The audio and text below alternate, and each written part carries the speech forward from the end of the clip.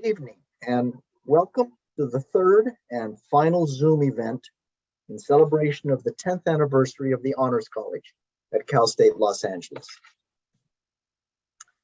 My name is Rennie Shefflin, Director of the College, and it is my pleasure to extend a warm welcome to each of you. This evening's event launches what will become regular Honors College forums on issues of importance to the college and of relevance to world events. Tonight, Dr. McCurdy, the college's Associate Director, hosts a panel of experts who will explore what it means to make a difference through inclusive leadership. The development of leadership skills and commitments have long been a key part of our Honors College experience. Many student leadership programs across the nation serve a specific student population identified by ethnicity, race, political persuasion, or discipline. Tonight's forum makes public a new program for inclusive leadership in the college. This program will develop graduates trained to lead diverse groups comprised of many identities to find consensus on contentious issues and intransigent problems, and to move forward policies that will lead to a more equitable society. So sit back and enjoy the evening as we begin a public exploration of why inclusive leadership matters in today's world. And now it is my pleasure to welcome Dr. McCurdy, our Associate Director and the host of this evening's forum.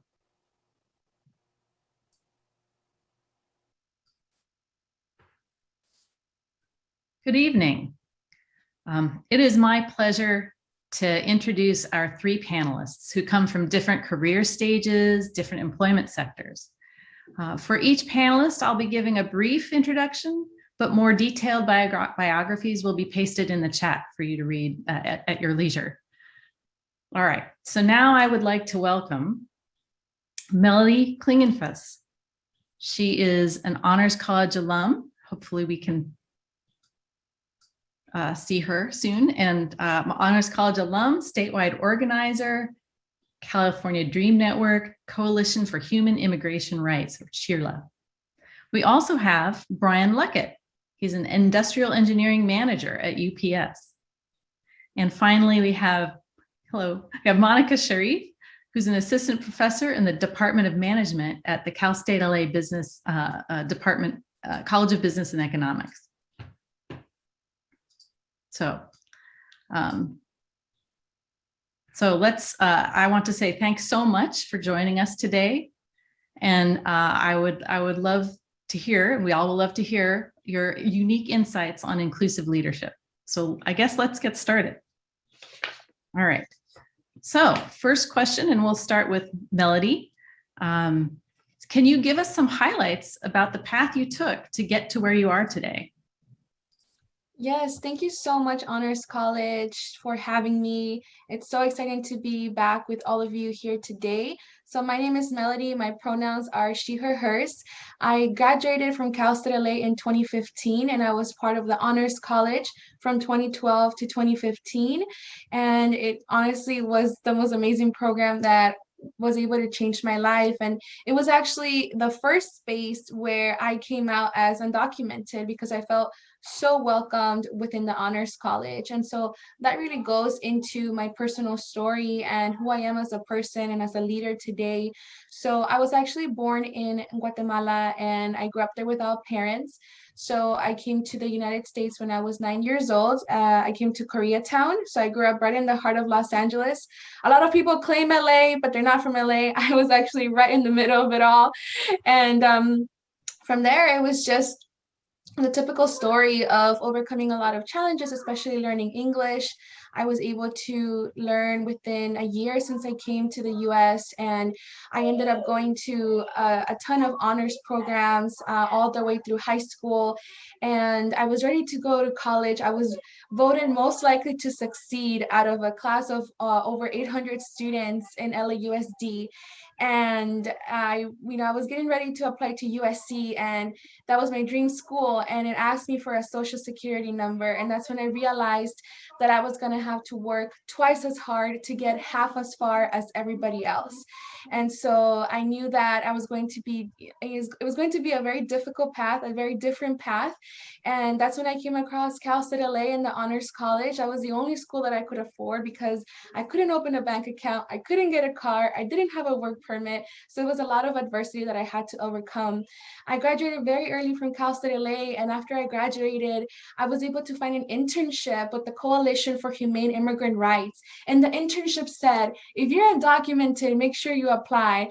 And there I was, working just a low wage job. And because I even though I had a diploma, I couldn't actually work because I didn't have a work permit.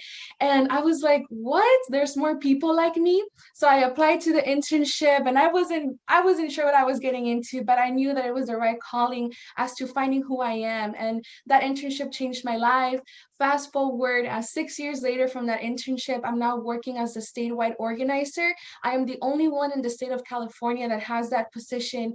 And so as a statewide organizer, I'm in charge of over 50 college campuses where I'm able to help students, especially undocu folks, but not necessarily, I work with every type of student with different intersectionalities. I work with undocu queer folks, undocu Black folks.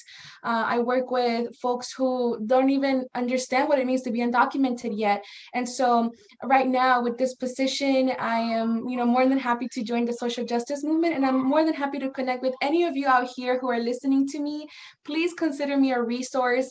I did end up going to USC. I got my master's there in 2017. So if any of you are thinking of going to graduate school or are just thinking about social justice in general, please connect with me. That's just a little bit about myself and where I am today. And I'm so excited to be sharing the floor with Brian and Monica as well. Thank you. Thank you. How about Brian? Share your story.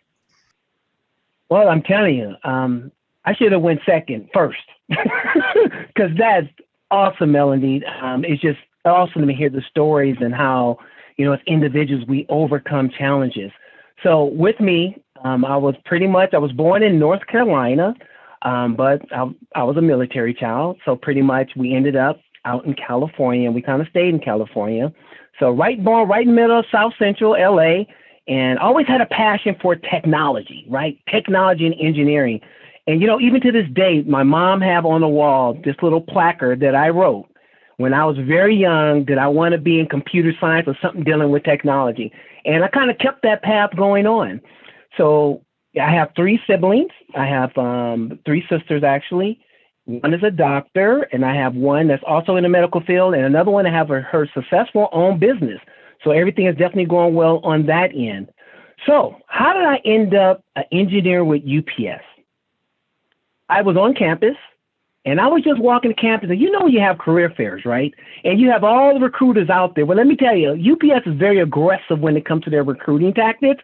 I walked by the desk, and I kid you not, a young lady actually pulled me and said, "Hey, are you interested in having a job?" And I said, "Yeah, it's engineering, technology." And she didn't respond to that, and I'm going to tell you why she didn't respond to it. And she said, "Yes, you're interested?" And I said, "Yeah, sure. I don't have a job right now. Let's go for it." She said, "You know what? I want you to come down to the building, and we're going to get you up and going." So I was excited. I told my parents, "Yeah, I'm about to get me an engineering job or a technology job at UPS." And I didn't even do an interview. Well, I went down there, and her name was Lisa, actually. And, we talked a little bit, no official interview or anything. He said, "Okay, you're going to start tonight at 6 p.m. And I'm like, "Oh my God, is this the real world?" Well, kind of find out I did start at 6 p.m., but I was loading and unloading those packages. I was not on the engineering side. And of course I had to ask questions about that. And she said, "Oh no, everyone," and to show you how things are changing in the new world, and hopefully we can talk about this a little bit later. But at that particular time, it doesn't matter what your education was. Everyone started from the bottom of the organization. And from there, you work your way up. So I had no problem with that. I was in perfect, physical shape at that time. So that's what I did. But what I found was interesting was every 6 months, someone came over to me, which was from the engineering department, asked me, how's school coming along? Oh, it's coming along great. Okay, very short conversation. And for 2 years, someone at least once or twice a year came and talked to me. They had on record when I was going to graduate. And 3 months prior to graduation, I already had all these other interviews. I was ready to actually leave the company because I did not want to be moving packages for the rest of my life. I had no idea they had other departments. And believe it or not, someone came to me 3 months prior to graduating and said, you still on track to graduate? I said, yes, I am. And they said, come on, this is your last day loading, unloading the packages. And my career actually started that day. Wow. That's awesome. All right. So now let's hear from our third panelist, Monica. How did you get to where you are today? Thank you very much. It's a pleasure to be here with you all today. This is my first panel here at Cal State LA. I'm a faculty in the management department in the College of Business. So this is a real warm welcome for me to meet fellow students who are here and listening to the panel, and also to meet all these great colleagues on this this call. So it was such inspirational stories that we just heard from the other two panelists. So I'm really excited that I'm able to have this discussion here with you today. My path was, I come from a family of teachers. Both of my parents have always been in education, so I've always really valued education and loved education. And so I always had it in the back of my mind that I would, follow an academic path. But I went to undergrad at UC Irvine. I grew up in Southern California, went to undergrad at UC Irvine. And when I was there, I studied pretty much every major possible. I was an undecided, undeclared major. But in the end, it just, it came to me that I want to be in education somehow. So I ended up studying psychology in undergrad, and then finding a few faculty members to work on research with. And there I found a real love for organizational behavior and management. So basically looking at the psychological dynamics that actually happen in workplaces. And that led me to working with some faculty at UCLA and USC doing research. Then I decided that I wanted to do my PhD, so I applied to PhD programs and went to the University of Miami for my PhD. And since then, I've been an assistant professor at a few universities. I first started off at San Francisco State, and I was there for a few years. Then I went to Morgan State in Baltimore. And now I'm here at Cal State LA. And all three of these universities I've particularly chosen because they're all minority serving institutions. And so I love being able to work with students from various different backgrounds and engaging with them in both the classroom and also in opportunities to motivate them to also get into academia and to pursue PhDs. My research is on leadership and on cross-cultural diversity, also on gender, and I also look at ethics and justice. I'm really excited about the conversation here today, and to also talk about a little of the academic part, and to also hear from all of the panelists' experience as well. So it's a pleasure to be here with you all. Well, thank you. Thank you all for sharing your paths. Everybody, it's so interesting to hear how people get to where they go, right? And of course, the path continues forward from here. So, all right. Second question. What does inclusive leadership mean to you? Do you think it's important, and why? And why don't we start with Brian? Okay, thank you very much for the question. So the first thing I always like to do is, let's break down and define inclusive leadership. So inclusive leadership creates an environment where everyone feels comfortable sharing opinions and ideas. But this does not mean that every idea must equally weighted in every decision. Inclusive leaders are ultimately responsible for making decisions and positively impact the success for the business. One of my roles within the UPS is training and development for engineers, or upcoming engineers. If you don't know, we have a new CEO that started with our organization June of last year. Carol Tomei, and let me tell you something. She's a breath of fresh air. She comes from a background. And remember when I was saying a little bit earlier that UPSers start from the bottom and they work their way all the way up? She's the first female CEO of UPS and also the first person to come from the outside. One of the big things that she pushed was diversity and inclusion. The first meeting she had with us, it was not about profitability. It was about the people. So when I think of inclusive leadership, the power of action is the power of words.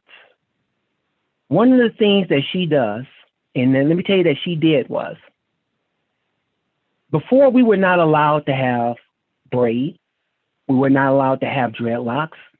And guess what? We couldn't even have facial hair.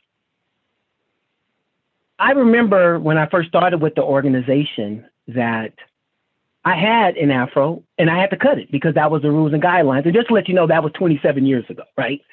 And to receive an email and receive that memo from her stating that be yourself, be who you are. That's the power of action. She is sending the signals about inclusive leadership. That's where it starts.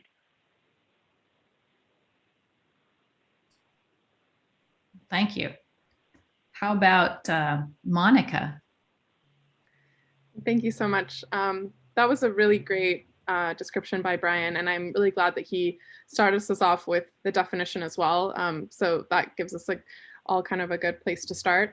I would like to add that I think, and he hit on them as well, but I think that inclusive leadership is not just about bringing people to the table, but by actually encouraging multiple voices to speak up as well.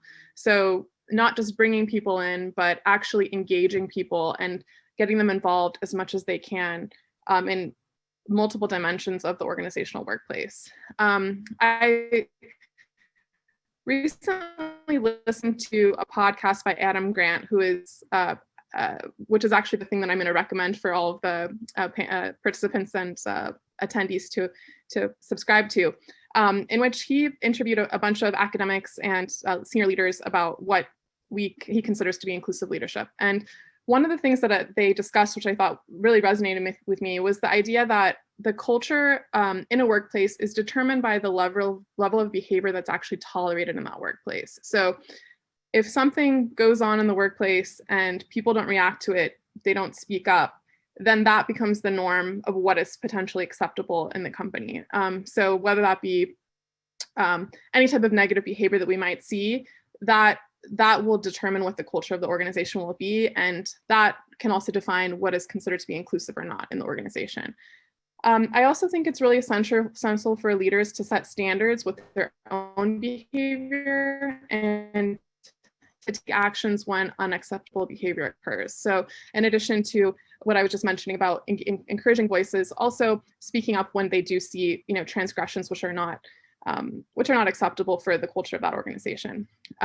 One thing that Dr. Robinson, who's a professor at Michigan State, found in one of her studies about inclusive leadership was that she had interviewed a bunch of leaders and asked them what they considered to be inclusive and how they can engage lots of people at work. And what she found was that a lot of the leaders were starting their sentences with, I allow my employees to do this. I allow my employees to do that. So that in itself can kind of put us on the wrong track about what we consider to be actually inclusive. So if the leader's just allowing things that might not necessarily actually let them be comfortable to speak up and to contribute.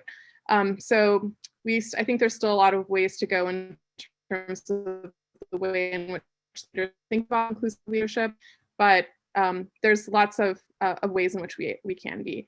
Also, another thing is that organizations usually try to address inclusivity by just having surveys that they give to their employees. They might have these happen yearly, and then they just look at the survey results. But I think that there needs to be a lot more than that. And so organizations that take more steps to being as inclusive as possible will allow us to have much more inclusive organizations. So we need to, again, motivate those voices that normally would not speak up and find ways to do that. So thank you so much. Well, thank you. Melody, what's your take on inclusive leadership? Yes, I'm really excited to share my response because I feel that Brian, Monica, and I are going off the same concepts, and we're saying it in a different way with, different examples, like real life examples with academic examples and even with our own work. So I'm really excited to go third.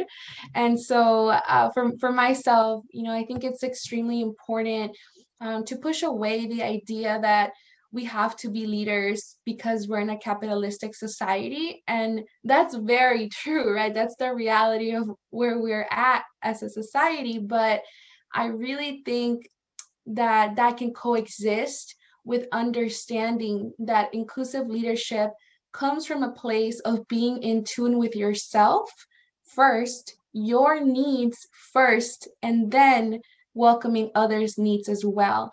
So when you're a leader, you're able to navigate through brave spaces. And I say that word very intentionally because we live in the real world and safe spaces really don't exist.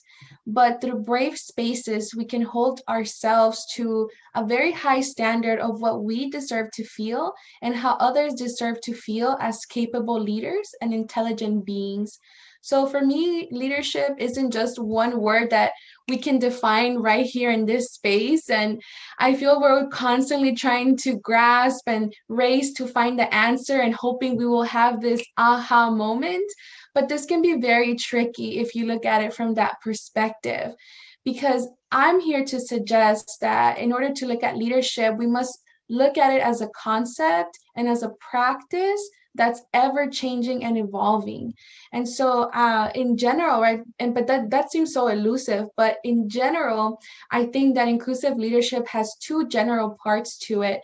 So the first part is helping others see the same vision that you have while supporting their struggles. So for myself, I'm a leader that's highly directional and highly directive. So those two traits allow me to share my vision, but not just push my vision, but include everyone else's. So I'm able to give direction, right? But I'm also able to take their feedback into consideration. And so this vision can only come from yourself first. I truly believe that in order to be an inclusive, effective leader, you have to focus on your centered self. And so your centered self is one that stays still as a mountain in amongst all the chatter that goes on in your life, right? Because we're human beings, especially right now during COVID-19, we're getting used to a whole new reality that we didn't think was possible. But your centered self really comes from cultivating curiosity, being courageous, being compassionate, being creative, and being changeable as well. And then the second part to that is that in order to understand your leadership style, you also have to remember that your leadership style can be different from someone else's. Sometimes we get so stuck in like, this is my way, this is the correct way, I'm effective this way, I'm productive this way. But in the real world, all of you out there listening, we work usually in a team, whether it's in your classrooms or in your jobs. So the question becomes, have you done your homework as to what type of leader you are? But have you stopped to understand other people's leadership styles? And so I'll conclude by providing an example of a leadership exercise that we utilize in our organizing spaces for social justice. So in our spaces, we borrow gratefully from the Native American medicine wheel, which if you haven't looked into it, I highly recommend for you to do so. And basically the medicine wheel deals with spiritual, mental, physical, and emotional planes of existence so that we're all in different planes. And so by understanding where we each are, we can borrow from each other's strengths. So focusing on what we do have rather than what we lack. So I think that we see leadership as like, we always have to be in the public eye, or you have to be a great public speaker. And although that may be true in different jobs or careers, there can be different types of leaders. You can be someone who's really good at graphic design in our spaces. So you may not be in the public eye, but you know what? You can make a badass flyer for us. And that's your way of being a leader. But that only comes from understanding that. So I conclude with encouraging folks to look at the Native American medicine wheel. And I hope that that gives you an insight into what kind of leader you are and the type of leader that you're working with. Thank you. I mean, each of you have given us a lot to think about. This is so interesting. So now we're going to move from sort of definitions and general concepts, and maybe we can talk about some specifics. For example, describe a leadership challenge that you faced recently, and then how did you handle it? And so why don't we start with Monica? Thank you so much again. So when I read this question in advance, I was immediately thought about the struggles of being a mom. I have 2 small children under the age of 2, so I was thinking, as a leader challenge, this is probably the most difficult challenge that I faced is parenting. But despite that, one of the things that I have struggled with and continue to struggle with is speaking up and providing my opinions in large groups of people. And so I feel like I ended up, in order for me to be comfortable, I need to basically find allies in order to kind of be comfortable in those groups. And so I have to have the feeling of being comfortable with the majority of the people in the room before I feel comfortable speaking up. And as an academic would do, I have read a lot of research papers about voicing dynamics and understanding my own intuitions and behavior more, so that I can, figure out what's the best way for me to work well in different groups. And so what I've done is I've learned that in those groups I can develop allies, and I think that when I do have an ally in a room, it makes me more comfortable speaking up.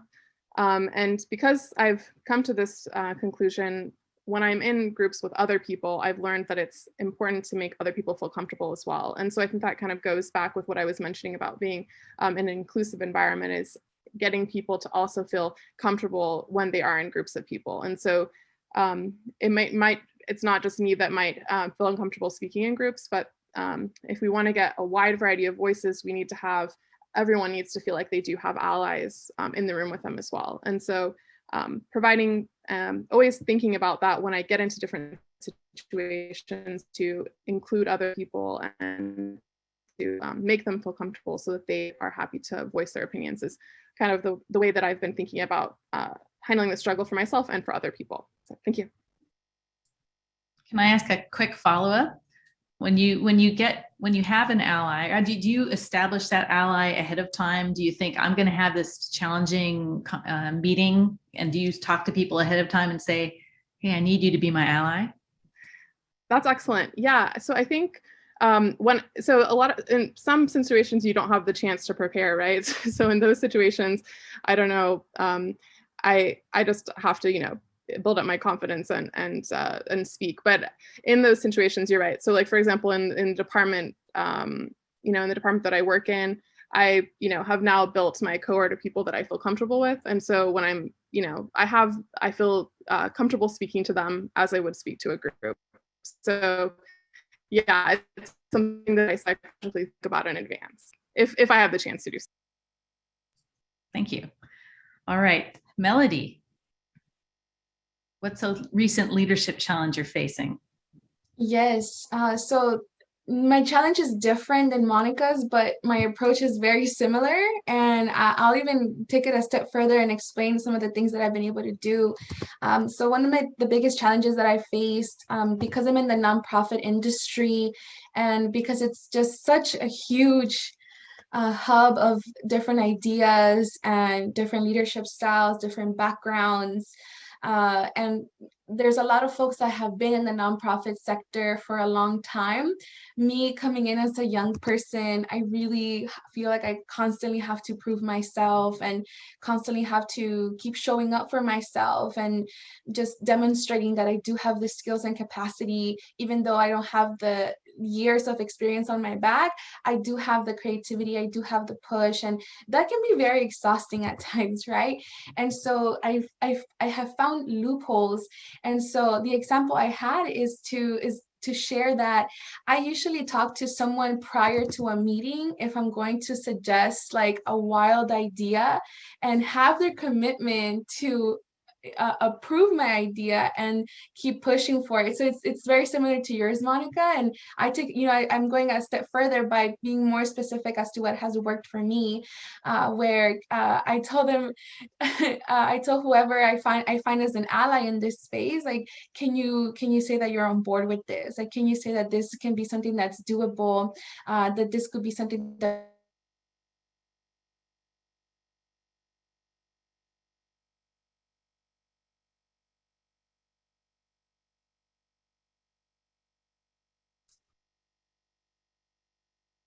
I think we have an internet connectivity issue. Am I the only one? did you I can lose hear me? you I'm so fine. sorry. Oh, sorry. Oh, can you Go hear me ahead. okay? Go ahead. Okay, I'm so sorry. I'm so sorry about that. Can you hear me okay now? Okay, apologies. Oh, so sorry about that. Yes, thank you, thank you. Yes. So just having that ally, like Monica said, and just even getting that extra commitment, knowing that, right, that you may have to come back and stand up for them as well. So you continue that connection together. But that's definitely a loophole that has helped me as a leader. Thank you. Brian, tell us your leadership challenge. Okay, now, prior to last year, I would have some other stories for you. But in my tenure with the company, I think last year was the most challenging leadership year that I had to deal with. So let me break that down. We had COVID-19. As an engineer, my team, we're working on regular projects, right? Working on automation. And then COVID hit. The next thing you know, we get a call that we have to find a way to protect our people. Okay, what does that mean? We need gloves, we need N95 masks, we need sanitizer, we need the whole ranks. Okay, we're not in that business. And we set on a challenge to figure it out. All the projects that I have managed within the organization, it has never been a challenge of death for people. This is the first time that I had to embark on a leadership plight that if we didn't get this done, lives are in jeopardy. I deal with normally my business is dealing with internal customers, which is within UPS. Now I'm dealing with external. I'm trying to get product from, anywhere across the world, the sea, air, you name it. And that presented a different story. So the first thing I did, I reached out to my relationships that I've had throughout the years, people that I trust, from all different walks of life. And it was important to me to make sure I had that diversity because I needed the input from everyone to make sure we were doing the right thing. Sleepless nights to make that happen. But I know because of the leadership of my team and the team I was working with, we were able to overcome some of those challenges. There were some ideas that were brought up, I'm telling you, in a million years, I never would have came up. But because of the group that we had with a different background, different walks of life, we were able to create that synergy. As a leader, you have to make hard decisions sometimes. You have to balance. I always say people first strategy, profitability is last. This was one of the first times where profitability wasn't even on the table for me and for the team. For our CEO, it was make it happen by all costs. And that's what leadership is about. So when you ask me about what is the toughest leadership role I've had, COVID-19 tested me and it pushed us to the limits within UPS. And we were successful at the end of the day. And I would like to just follow up on that, Brian, real quick. Those people that you reached out to, I'm sure that you treated really well in the past, and you were just, treating them really well and having a good connection with them because that's just who you are. But it ended up that, you came back years later asking them for their advice and their help, but it was because you cultivated those relationships from the very beginning. So you didn't spare anything. Yes. So I love that. Yes, and that was the key, those prior relationships. And you develop these relationships over the years, and it doesn't matter if you don't talk to anyone for 5 years or 2 years. You make that phone call, what do you need? And it is just a blessing in disguise when you have catastrophes that's taken place with the COVID-19 that you can rely on friends from years ago. It's all about the people. Wow. I mean, that gives me hope that I can talk to someone that I haven't talked to in years, because I'm really bad at that. That's okay. They'll be there for you. Thank you. All right. So moving on to sort of self-reflection and thinking about how you want to improve as a leader. What is a leadership related skill that you're working on to improve for yourself? And we'll start with Melody. Yes, I'm very excited about this question because it's hard to self-criticize at points. You know, we want to say like, we got it, we're perfect, and we've gone through so much and we've learned so much, but it's definitely critical to be ever evolving. And so one of the biggest skills that I really continue to polish every day is self-care. And I know we've heard about it, especially with the, rise of social media and like TikTok in the past years, all about self-care. And I feel like we throw that word around and we don't really stop to truly understand why we need that self-care. And for me, with the type of work that I'm doing, in which I'm helping folks who are going through a lot of trauma, I'm helping folks who are going through identity crises, I'm helping folks who have lost family members to police brutality. I'm helping folks who are going to school and hanging on by a thread, and there's just so many awful things that folks have gone through. And so as a leader, you are sometimes taking it all in, and it's very hard to process, and you become this vessel and this source of information that everyone wants to pull from. And that's okay, because with great power comes great responsibility. But what are you doing to take care of yourself? And I've realized that you can't pour out of an empty cup. And midway through COVID-19, I kept extending myself and trying to help everyone and figure it out for everyone. And I wasn't giving that time to myself. And I was exhausted at the end of the day. And it's so easy for us to not be ourselves when that happens, and we can snap at folks. And that's not okay. And so I had to really take a pause and remind myself that as much as I'm taking care of the world, I can't save the world. And that's a realization that has taken years for me to come to terms with. I'm an empath, so I naturally just absorb a lot of the feelings that folks are going through. And at the end of the day, I need to really set time for myself to be by myself. And self-care can look like making time to reflect, having self-compassion towards yourself, doing a meditation, or just not checking your work email after 5 p.m., setting those boundaries.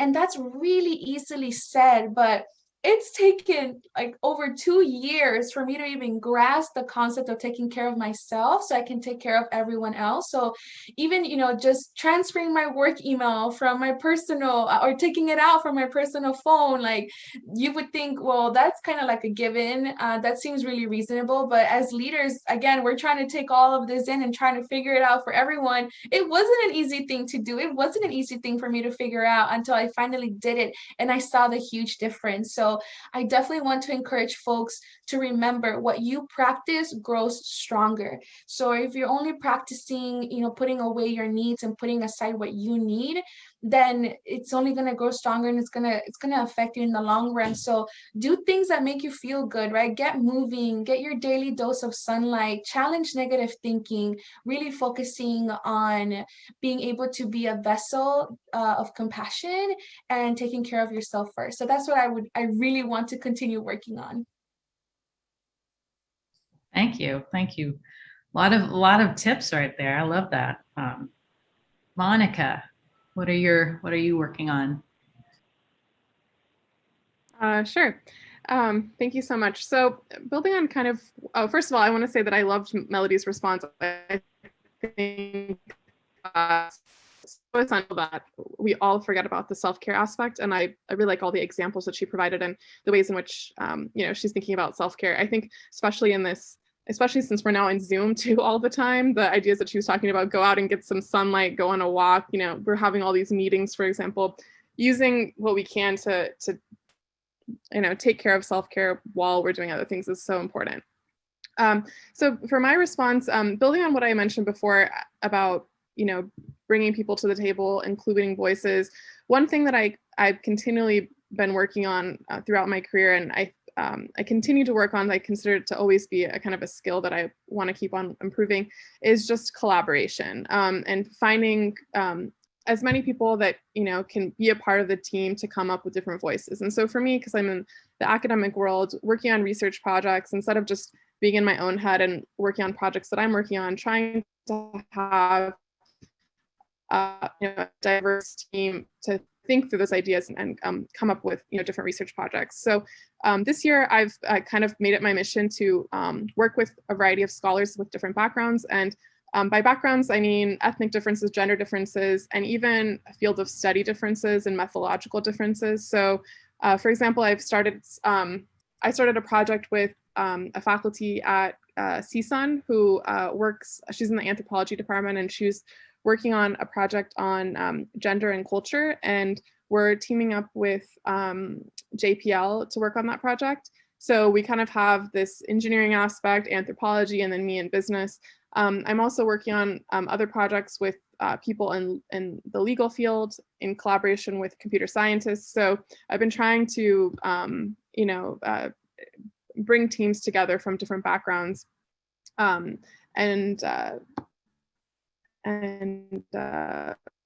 make collaborations in that way.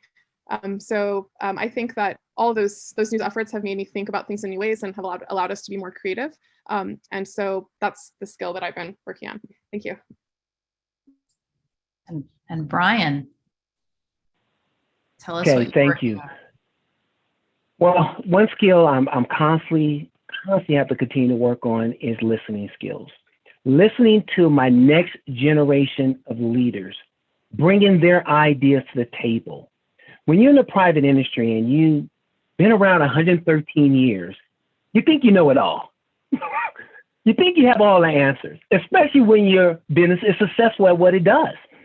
And sometimes we forget that there are new and better ways of implementing things. There are new and better ways of streamlining the process. And those new ideas is not coming from me.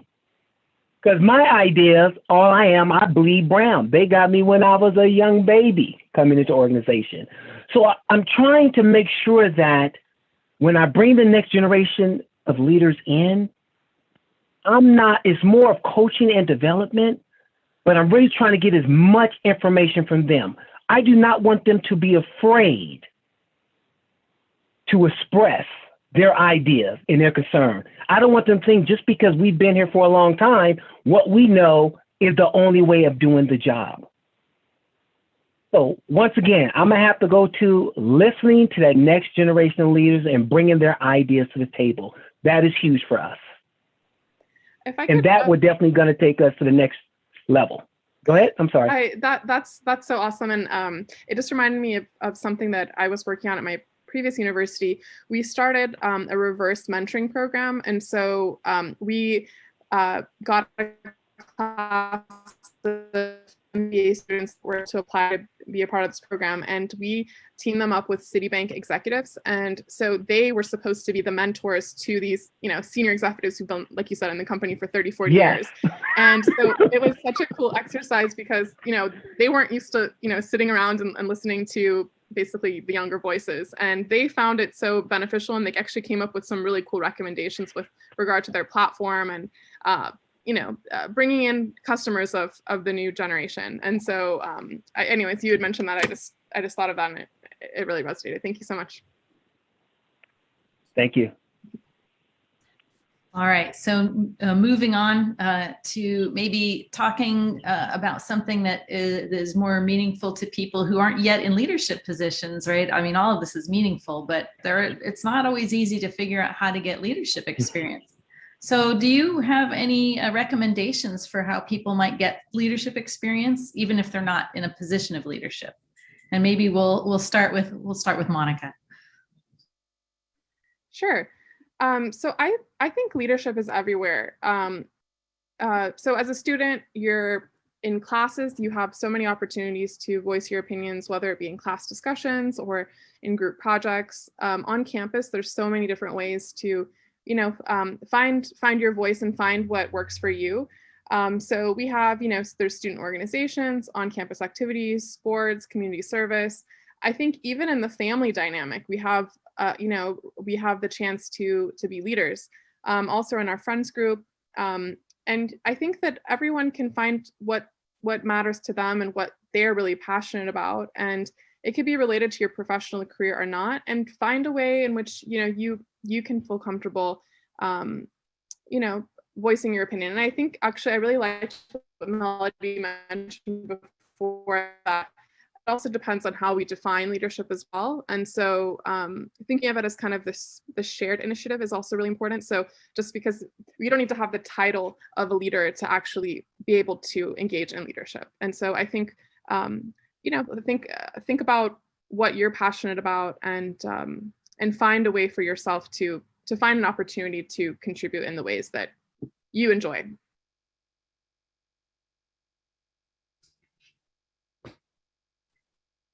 Okay, so Brian. To work on leadership skills, I always tell my students, when I look at the resume, the first thing I'm going to is at the bottom. I'm looking at what organizations you're a part of. I say join organizations, volunteer, help those who can't help themselves, and give back. All that plays in the role of leadership, and it carries over into Fortune 500s. Like I was saying a little bit earlier, at the end of the day, it's about the people. If you care about the people, it's going to carry over into the profitability of the organizations.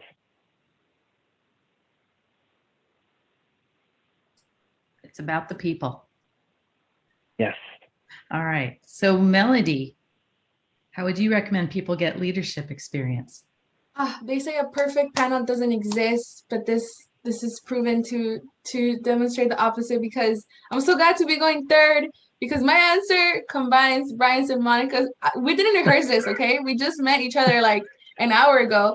So this is this is great, because I was going to talk about, like a very similar response, and giving folks a tool that I just learned this past week in therapy, so that it hopefully helps you. Because my answer was going to be like, shadow someone, ask to be in different spaces, right?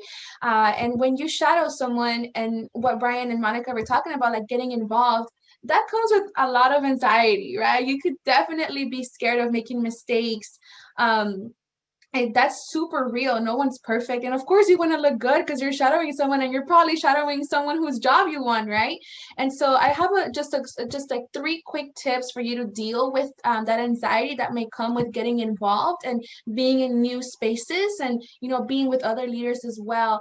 And so the first tool is externalizing worry. So every time you feed your worry, it only gets stronger. So you may be very self-conscious about making mistakes, right? And just worrying that you may not be good enough, or that you may not get to have the best experience possible. So one of the tools that I learned in therapy is set aside 10 minutes to worry about it and then move on. So do allow yourself to feel that worry, but just don't get stuck. That's the key. So if it's just setting 10 minutes aside before the first day that you shadow somewhere, not the first day that you volunteer, you still acknowledge your feelings, but you're moving past it.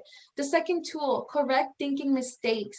I love this one. I'm usually a catastrophic thinker. Like, I'll think of the worst things that could happen, and I think we tend to fall into that, especially right now during COVID, right? We tend to fall into self-doubt or overestimating. So correct those thinking patterns that may come to you. And it's not just saying like, no, stop, but it's like acknowledging that, okay, thank you, mind. Thank you for telling me this. I'll just let you be for now. And then like refocusing yourself. And then the third tool that I would encourage folks to use as you're entering these spaces is exposure, right? We're talking about plunging in.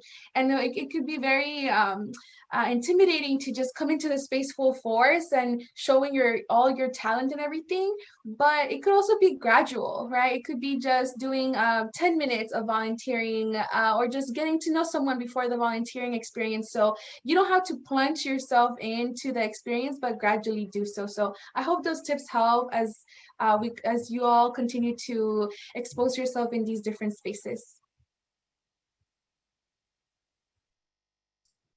Thank you. I know I feed my worry, so I'm going to try not to do that. All right. So I would like to ask, this might be an interesting question. So what do you wish that someone had told you about making a difference through leadership? Like what would you have loved a little bird to have told you about, before embarking in leadership? So let's start with Brian. It's not all about me. That's what I wish someone would have sat down with me a little bit earlier to really enlighten me on. When you're young and you're fresh graduating, you're just thinking about yourself and you're just pushing through whatever walls you have to. What I try to encourage now, continue that drive and continue to push forward. But this is what I want people to do. You push forward, and when you push through those glass ceilings with that right hand, I want you to take your left hand and go back and grab someone with you. That's what's important. It's not just about you as an individual. It's about society as a whole.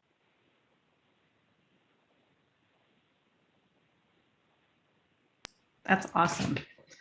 All right, Melody. Yes, so something I would have loved to know before getting on into all this leadership stuff is you cannot lead without using the heart and with the heart and mind, and without balancing them out. So you need to balance your heart and the mind. So just a quick exercise that I have for folks is if you want to just clasp your hands together. So this is an exercise that I do with all of the folks I work with. And if your hand feels more comfortable with your right thumb over your left, you lead with your mind.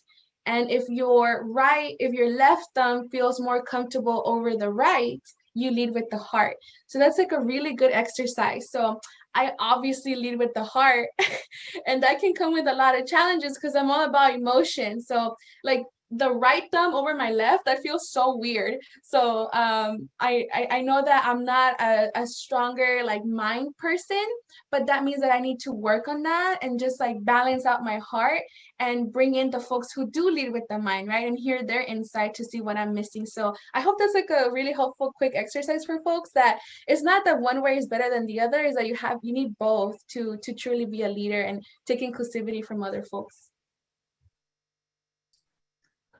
I'm a heart. I was shocked. Wow, nice. Anyway, so Monica, and I think panelists, this is the last question. So, but sorry to say, but Monica, what's your take? Thank you so much. And again, I think we have lots of similarities in our responses, so it's really exciting to hear that. And thank you for all the exercises, Melody. It's been really cool, and I also was the heart one, so I guess we're all similar on that end as well. So I actually had a very similar response to Brian, that I think the most important part about leadership is empowering others. And so I really like that example that he said, that with one hand to lead and the other hand to bring somebody with you. That's amazing. So I was planning to say the same thing, that helping others and acting in pro-social ways and trying to make opportunities for other people in any instance that you can will make a huge difference. And so I think that's really essential in all activities that we do, is to constantly think about how we can also continue to help other people as we move forward. Well, all right. Well, I just, I'm sorry we can't keep going. There's so many, you share so many great ideas for us all, but I really want to thank you all panelists for sharing your experiences and your wisdom about making a difference through inclusive leadership. I'm sure that everybody watching has also gained a new perspective and can find something useful or inspirational to apply to their life or their work. No matter how far along you are in your career path, there is something to learn, and keep learning when you're trying to make a difference in the world. And so again, thank you so much, panelists. For our part, the Honors College at Cal State LA will be listening, hearing what you're saying, and try to take that and improve our own leadership development program for our students. And I want to thank you, audience, for your time and attention. And this has been a great experience. Hope you've enjoyed it, and take care.